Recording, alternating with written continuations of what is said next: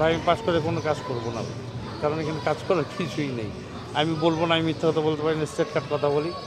এখানে পাস করে করার কিছুই নেই, কারণ একজন শিল্পী আরেকজন শিল্পীর কোনো দিন উপকার করতে পারে না, কারণ একজন শিল্পী আরেকজন শিল্পীকে উপকার করতে পারে না, কারণ হচ্ছে যে শিল্পীদেরকে ডাইরেক্টর প্রডিউসাররাই উপকার করতে পারে। যদি ডাইরেক্টর প্রডিউসাররা শিল্পীদেরকে ছবিতে না নেয়, তাহলে একজন শিল্পী কীভাবে উপকার হবে, তাই না?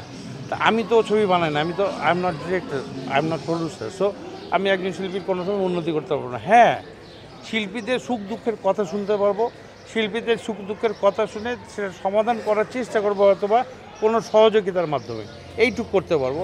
আমি যে বলবো যে না আমি পাস করে শিল্পীদের অনেক উন্নতি করবো, আমি ভাই কিছুই করতে পারবো না। আমি এটাই বুঝি না যে এখানে এত কিছুর কাদা ছড়াচ্ছে, এখানে কিন্তু কিছুই নেই। বাঙালিদের একটা সমস্যা আছে আমার মনে হয়, আমিও বাঙালি সেই জন্য বলছি যে মানে হয়ে হয়ে বাঙালি আর কি, হই কোনো কিছুই নাই কিন্তু এখানে, জাস্ট সিম্পল। এখানে সভাপতি সেক্রেটারি হয়ে আমাদের শিল্পীদের কি উন্নতি করতে পারবে আপনি বলেন আমারে? একজনের বাড়ি গাড়ি করে দিতে পারবে না।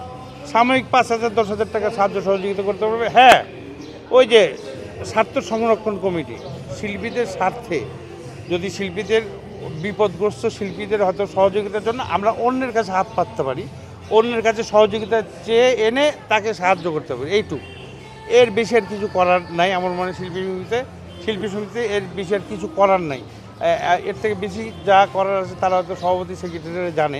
তো আমার মতে আমি এই 3 যুগ পার হয়ে গেল এই ফিল্মে, 3 যুগের মধ্যে দেখলাম না শিল্পী সমিতিতে কোনো শিল্পীদের মানে উন্নতি হয়েছে।